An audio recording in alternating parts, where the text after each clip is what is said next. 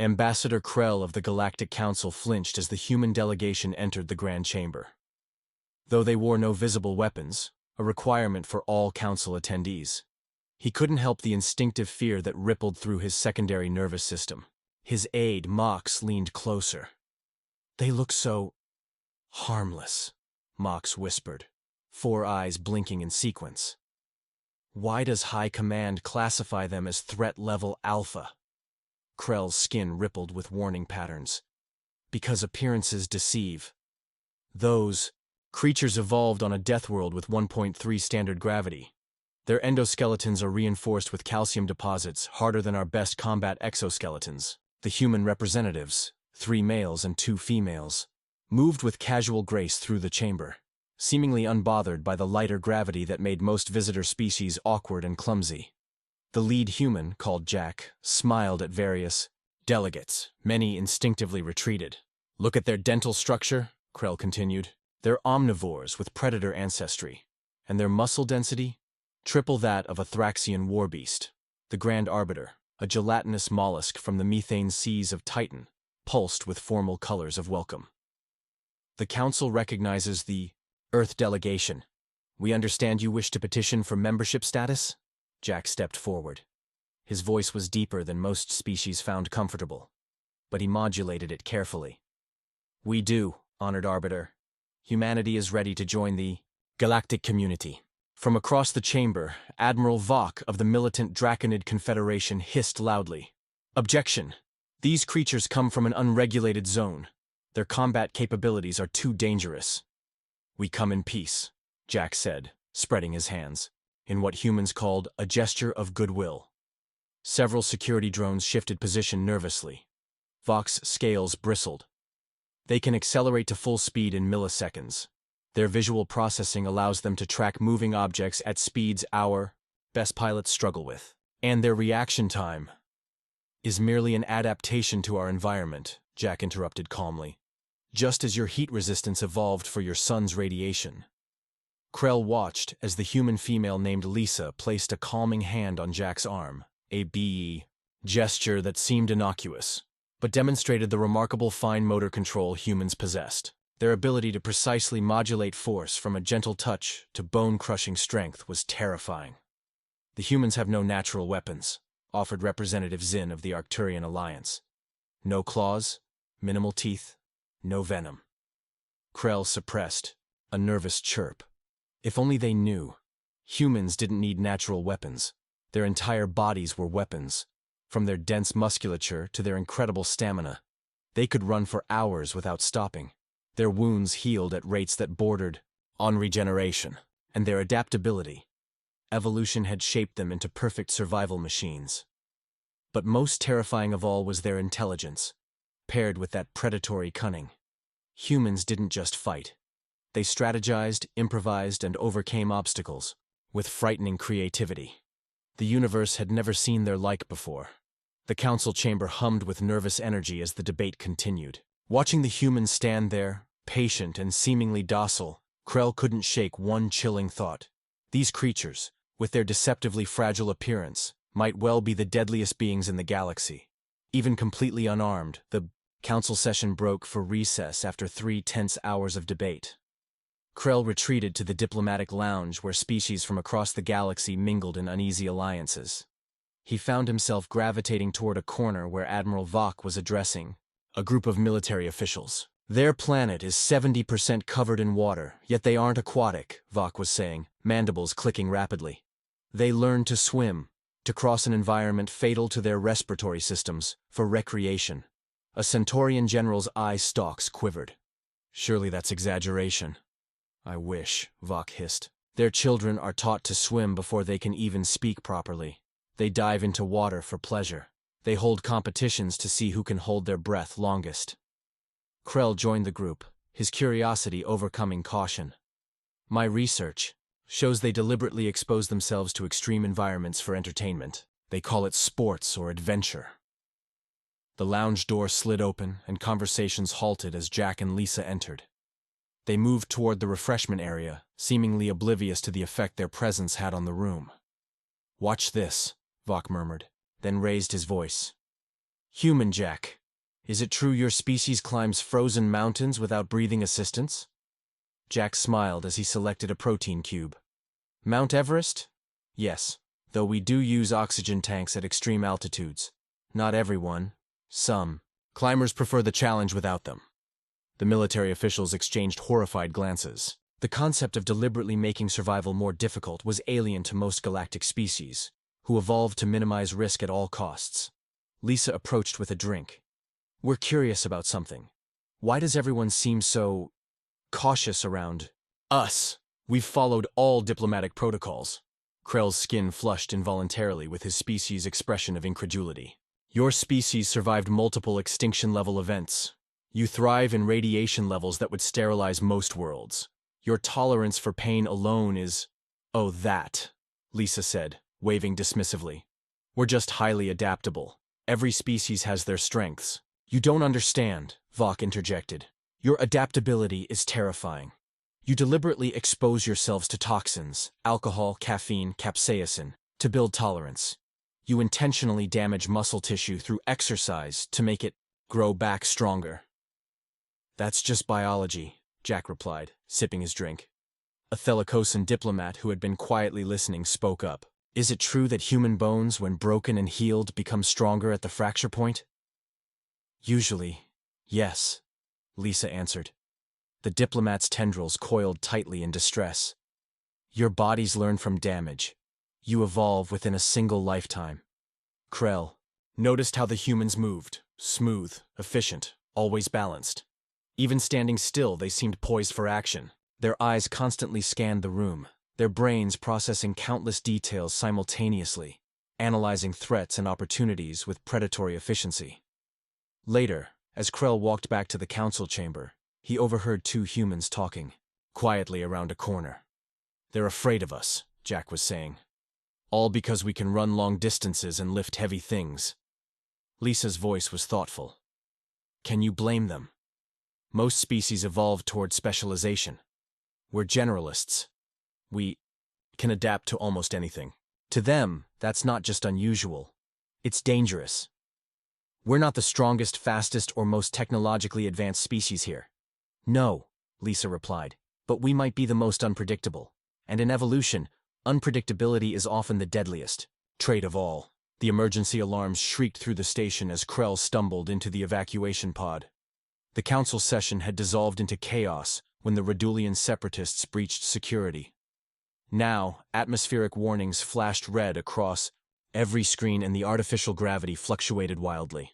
Life support compromised in sectors 7 through 12, announced the station AI. All personnel evacuate immediately. Krell's podmate Mox pushed through the panicking crowd.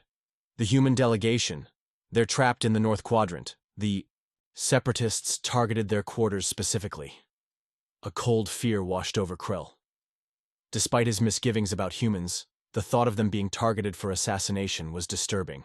Can security reach them? Impossible. The raiders deployed gravity bombs. The corridor's pulling 5Gs. Nobody can move through there. 5Gs. A death sentence for most species, except one that evolved on a high-gravity world. The humans might survive it, Krell said. Mox's eyes widened. Even if they could, the section's been sealed and vented. Oxygen levels are nearly zero. The station shuddered as another explosion rippled through the structure. The council members around them chittered in panic, but Krell found himself moving against the flow, toward the security station where Admiral Vok was coordinating response efforts. The humans? Krell asked as he reached the command console. Vok's scales had paled to a stress coloration. We've lost contact. 5 armed Redulians entered their sector before we sealed it. Even if the humans survived the gravity shift and oxygen deprivation. The security monitor flickered, showing thermal imagery of the compromised section. 5. Heat signatures moved through the corridor. But something was wrong. The patterns were erratic, clustered together. And there, at the edge of the screen, 3 more signatures moved with purpose. Impossible, whispered Vok. The figures were unmistakably human, moving through the crushing gravity with strained but deliberate steps. Their body temperatures had dropped dramatically. A hibernation response, Krell realized. They had slowed their metabolism to conserve oxygen. They should be unconscious, Mox said. How are they still functioning? Adrenaline, Krell replied, remembering his research. Their bodies produce chemicals that temporarily enhance their capabilities during crisis. They call it their fight or flight response. On screen, the humans methodically neutralized the Redulian attackers. Their movements were efficient, brutal, utilizing the crushing gravity rather than fighting against it. One human would draw attention while another struck from behind. They used found objects as improvised weapons. They're cooperating, Vok observed with professional admiration. Pack hunters. When station security finally restored atmospheric conditions and reached the section, they found all 5 Redulians incapacitated, and the humans, barely conscious but alive, had already started administering first aid to their wounded attackers. In the medical bay afterward, Krell watched as the humans recovered with astonishing speed. Their bodies were already adapting to the trauma they'd experienced, cellular repair mechanisms working overtime. You saved the attackers, Krell said to Jack, who sat on an examination table as a medical droid tended his injuries. Why? Jack looked surprised by the question. They're sentient beings. Once they were no longer a threat, letting them die would have been wrong. But they tried to kill you. Probably political extremists, Jack shrugged, wincing slightly. Their actions don't represent their entire species. Besides, prisoners can provide intelligence. Krell recognized the calculating pragmatism behind the compassion. The predator's instinct to gather information, to understand one's environment and the threats within it. The duality was disturbing yet fascinating. The council is reconvening. Tomorrow, Krell said. I believe the attack has changed many minds about humanity's membership petition. Jack nodded. Nothing brings people together like a common enemy. And that, Krell realized, might be the most terrifying human trait of all. Their ability to turn even assassination attempts into diplomatic advantages. The galactic archives on Centaurus Prime housed the most comprehensive biological database in known space. Krell had obtained special access, driven by a growing obsession with understanding humanity's true capabilities. The holographic displays surrounding him detailed the peculiarities of Earth's deadliest species. Finding what you need, Ambassador. The archive's curator, a crystalline entity named Lum, hovered nearby. I'm not sure, Krell admitted. These records on human physiology, they seem incomplete. That's because humans have provided limited access to their medical data, Lum chimed, crystal facets refracting light as it spoke. Most of what we have comes from observation rather than direct study. Krell gestured to a holographic representation of human cellular structure. Is this accurate? Their cells contain mitochondria, separate organisms they absorbed millions of years ago that now power their functions? Indeed. Their entire biology is built on consuming other organisms and incorporating their strengths. Even their DNA contains viral fragments they've repurposed. So humans are composite beings? In a sense. They host trillions of microorganisms, in their digestive systems alone. They've evolved alongside these gut bacteria in a mutually beneficial relationship. Krell felt his membranes pulse with unease. They allow other organisms to live inside them? Allow? They depend on them.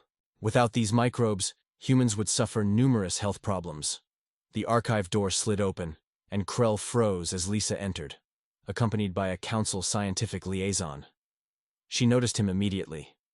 Ambassador Krell, I didn't expect to find you here. Her smile seemed genuine, though Krell now understood that human facial expressions were complex communications evolved from both predatory intimidation and social bonding. Research, he managed. Your species is fascinating. Likewise.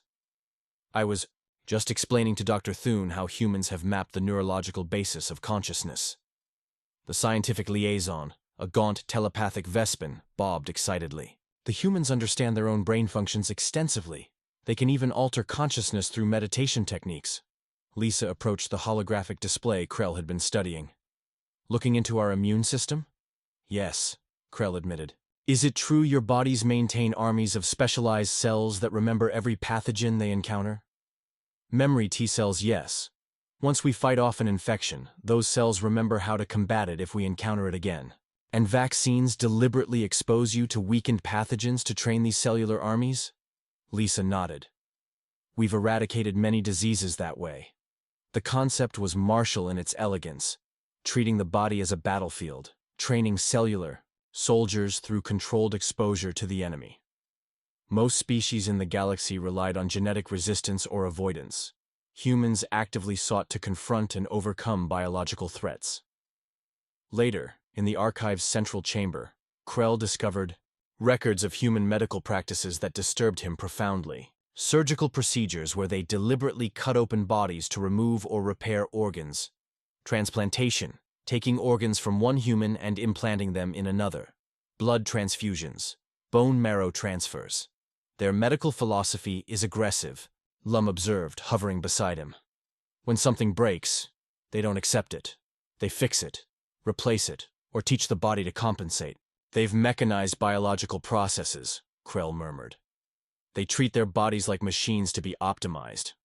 And yet, they maintain a peculiar reverence for natural processes alongside this mechanistic approach, Lum added. Contradictory, like much of human behavior. Krell stared at the holographic representation of a human heart, a muscle that beat voluntarily over 100,000 times per day, that could sustain damage and continue functioning, that responded to emotional states as well as physical needs. Their greatest strength isn't their bodies, Krell realized suddenly. It's their refusal to accept limitations. The Galactic Council chamber had been reconfigured for the interspecies combat exhibition, a tradition dating back millennia where members demonstrated their defensive capabilities in controlled settings. Technically non-lethal, these demonstrations nevertheless served as thinly veiled reminders of each species' martial prowess. Krell found himself seated next to Admiral Vok, as the Draconid warriors displayed their formidable abilities, breathing controlled jets of plasma that incinerated target drones. Impressive, murmured Jack from the row behind them. Vok's scales rippled with pride. Our warrior tradition spans 50,000 years. The plasma generation. Biological or technological? Asked Lisa. Biological, Vok replied. We consume metallic compounds that react with our specialized stomach acids. Each species took their turn. The crystalline Alterans demonstrated sonic disruption fields. The amphibious Morkai showed their chameleonic stealth abilities. The insectoid Thrak displayed their hive mind coordination in complex tactical scenarios. Then came humanity's turn. A single human male named Ben stepped onto the exhibition floor. He wore simple clothing and carried no visible equipment. This should be interesting, Vok muttered. What could they possibly show us that would impress after all we've seen? A series of obstacles and targets appeared around Ben. He stood motionless. For a moment, eyes closed, breathing deeply. Then he began to move.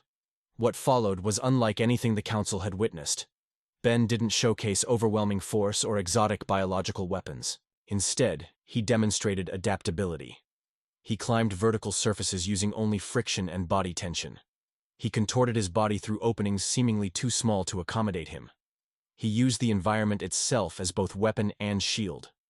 Most impressive was his biomechanical efficiency, the way he conserved energy, using momentum and leverage rather than brute strength. Every movement flowed into the next with calculated precision. When automated defense drones attacked, Ben didn't destroy them. He redirected their energy, using their own force against them.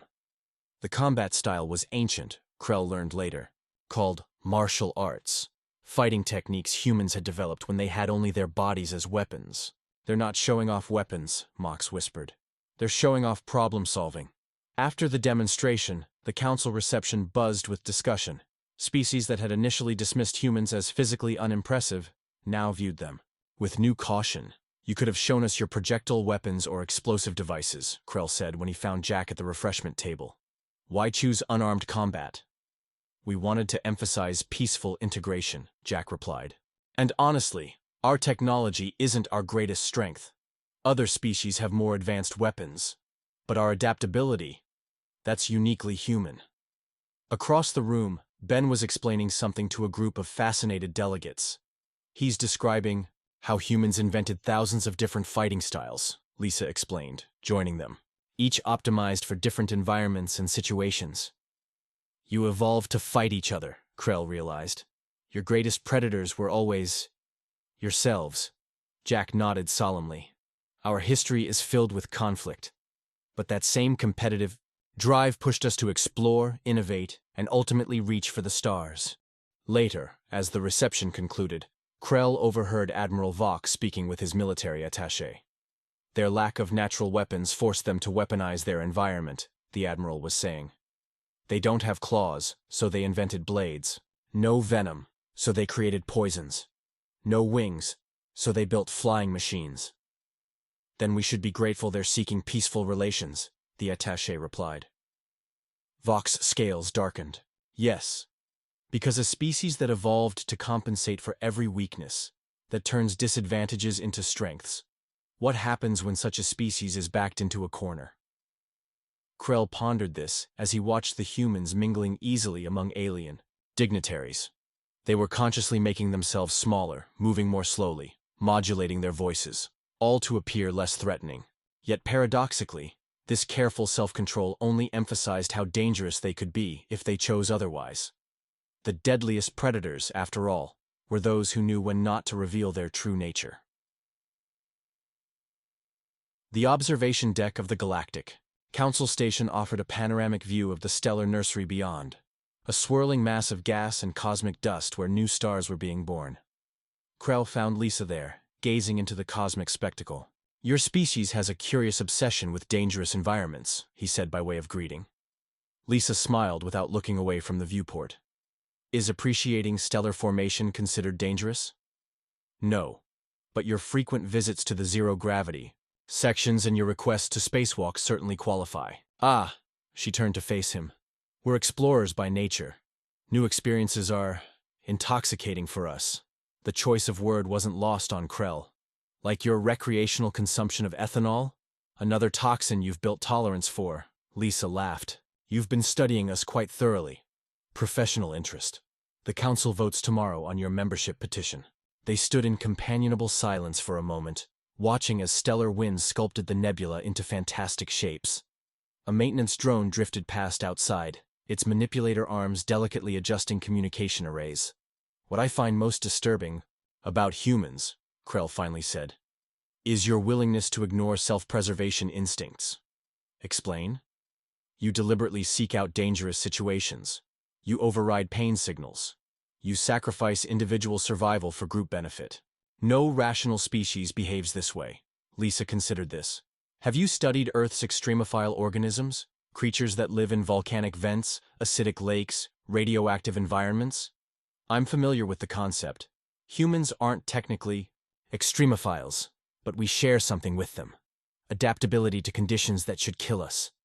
She gestured toward the cosmic radiation beyond the viewport. The universe is fundamentally hostile to life. Survival requires something beyond mere self-preservation. The station's alert system chimed softly, interrupting their conversation. A maintenance drone had malfunctioned, its trajectory now carrying it toward critical station infrastructure. Station. Control's voice echoed through the deck. All personnel clear observation platforms. Emergency protocols in effect. Outside, the drone accelerated, its thrusters firing erratically. Impact with the station's power coupling seemed inevitable. That coupling supplies life support to half the station, Krell said, feeling his membranes constrict with alarm. Without hesitation, Lisa moved to the emergency airlock panel, fingers flying across the controls. What are you doing? Krell demanded. Manual override. I'm going out there. That's insane. Security will deploy countermeasures. Too late. She was already sealing herself into an emergency EVA suit. That drone will hit in 40 seconds. Countermeasures would take 2 minutes to deploy. You'll die, Krell stated flatly. Lisa's expression was calm as she secured her helmet. Humans can survive vacuum exposure for nearly 2 minutes without permanent damage. The drone's trajectory will bring it within my reach. Before Krell could protest further, she had cycled the airlock and launched herself into space. Through the viewport, he watched in horror as she used the suit's minimal thrusters to intercept the drone's path. What followed defied explanation. Lisa grappled with the machine in zero gravity, using its own momentum against it, much as Ben had done in the combat demonstration. She redirected its course away from the critical infrastructure, then used a maintenance tool to access its Control panel, 30. Agonizing seconds later, the drone's thrusters cut off. Lisa guided it safely toward a maintenance bay, then signaled for retrieval. When she returned through the airlock, medical staff were waiting. She waved them off. "I'm fine. Just need to catch my breath." Krell stared at her in disbelief. "You risked death to save infrastructure." "I calculated the risk. My EVA training made me the best option available. But why take any risk at all? You're a diplomat, not security personnel." Lisa's expression turned serious. "Because I could help, so I did. That's fundamentally human." Later, as the council convened an emergency session to discuss the incident, Krell realized he'd witnessed something profound. The human capacity to suppress self-preservation, not out of irrationality, but out of a different kind of calculation altogether. They weighed risks not just against personal survival, but against broader outcomes. That night, unable to sleep, Krell accessed his personal terminal and composed his official recommendation to the council regarding humanity's petition. His conclusion was both reluctant and inevitable. The galaxy would be safer with humans as allies rather than potential adversaries. And perhaps, in time, they would teach the rest of the galaxy what they already knew. That true survival sometimes required risking everything. The Grand Chamber of the Galactic Council was silent as the final votes were tallied. After 7 standard days of debate, humanity's petition for membership had passed by the narrowest margin in Council history. Jack stood at the center of the chamber, his expression carefully neutral as the Grand Arbiter delivered the formal proclamation of acceptance. Behind him, the rest of the human delegation maintained similar composure, though Krell noted the subtle signs of relief in their posture. "We welcome humanity to the galactic community," the Arbiter's translation matrix conveyed. "May your integration be peaceful and mutually beneficial." As formalities concluded and delegates dispersed, Krell approached Jack in the antechamber. "Congratulations, Ambassador. You've achieved your objective." Jack smiled. "With help. I know. You spoke in our favor during closed sessions." Krell's membranes fluttered with surprise. "How did you—" "We didn't," Jack admitted, "but I suspected it. Your curiosity about us seemed more than academic." Around them, representatives from dozens of worlds offered congratulations to the human delegation. Some genuine, others clearly political. Admiral Vok kept his distance, his scales displaying a complex pattern that Krell recognized as cautious respect. "The Council has stipulations," Krell said quietly. "Limitations on human expansion, technology sharing, military development." "We expected as much. It's a starting point." "You're not concerned about the restrictions?" Jack's expression turned thoughtful. "History has taught us that restrictions often inspire creativity, rather than limiting it. Besides, we're patient." The station's lighting dimmed briefly as it passed through a charged particle field, a routine occurrence, but one that caused several species to flinch instinctively. The humans didn't react at all. "There's something I've been wondering," Krell said. "During the Separatist attack, when you were trapped in high gravity with minimal oxygen, how did you survive?" "Training, partly. Many humans practice techniques to control our bodies under extreme conditions," Jack explained. "But mostly it was teamwork. We took turns holding our breath so others could use the remaining oxygen. We redistributed blood flow to maintain consciousness." "You consciously controlled involuntary biological functions?" "To some degree. Mind over matter, we call it." This confirmed what Krell had suspected. Humans didn't just adapt physically to environments, they adapted mentally. They could override instincts, reprogram responses, and create new behavioral patterns at will. Their true adaptability wasn't evolutionary, but cognitive. As the reception continued, a commotion erupted near the viewing portal. An Arcturian diplomat had collapsed, overcome by a sudden gravitational fluctuation in their section of the chamber. Medical drones converged, but the diplomatic corps maintained a respectful distance. Direct contact with an Arcturian during distress could trigger defensive mechanisms fatal to bystanders. Lisa and Ben, however, moved toward the fallen diplomat. They knelt just beyond the safety perimeter, communicating calmly with the medical AI while observing the Arcturian's symptoms.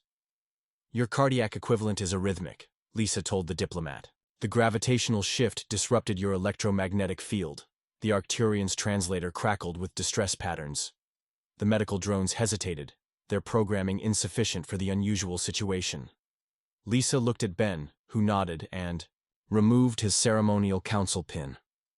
With precise movements, he bent it into a curved shape and magnetized it against his formal wear.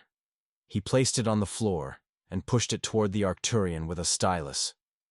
"Place this over your thoracic cavity," Ben instructed.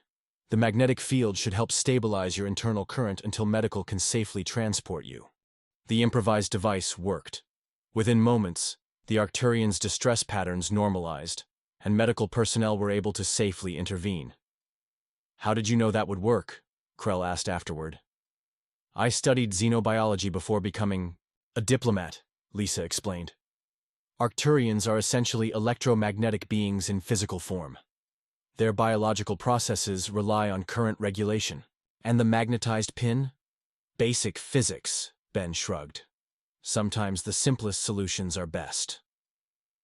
Later, as the station rotated into its night cycle, Krell found himself once more with Jack on the observation deck. The stellar nursery beyond, the viewport had shifted, revealing a black hole in the far distance. A cosmic monster, consuming everything in its path. "Some on the council still fear you," Krell admitted. "They voted for your membership purely out of pragmatism." Jack nodded. "Fear is natural when confronting the unknown, but so is curiosity." "And which will define humanity's place in the galaxy?" "That depends partly on how we're received," Jack replied. "Treat any species as a threat long enough, and they may become one." As Krell contemplated this, a realization struck him. The reason humans seemed so dangerous wasn't their physical capabilities or their intelligence alone. It was their unique combination of traits that had no parallel among known species. They were simultaneously predator and prey, competitive and cooperative, pragmatic and idealistic. "Your official species classification has been recorded as non-threatening anomalous sapient," Krell said, despite considerable objection. Jack smiled. "A political compromise?" "Yes. But I've submitted my own unofficial assessment to our xenobiological database." "And what category did you place us in?" Krell's skin rippled with the pattern denoting profound truth. "I classified humans as what you truly are. Unarmed but lethal, the deadliest beings in the galaxy. Not because of what you can do, but because of what you choose to do. And perhaps more importantly, what you choose not to do." Beyond the Yeu viewport, the light of new stars pushed back the darkness of space, deadly radiation that was, paradoxically, the source of all life. Like humans themselves, Krell thought, simultaneously dangerous and vital, destructive and creative, terrifying and wonderful. The galaxy would never be the same again. And perhaps that was exactly what it needed.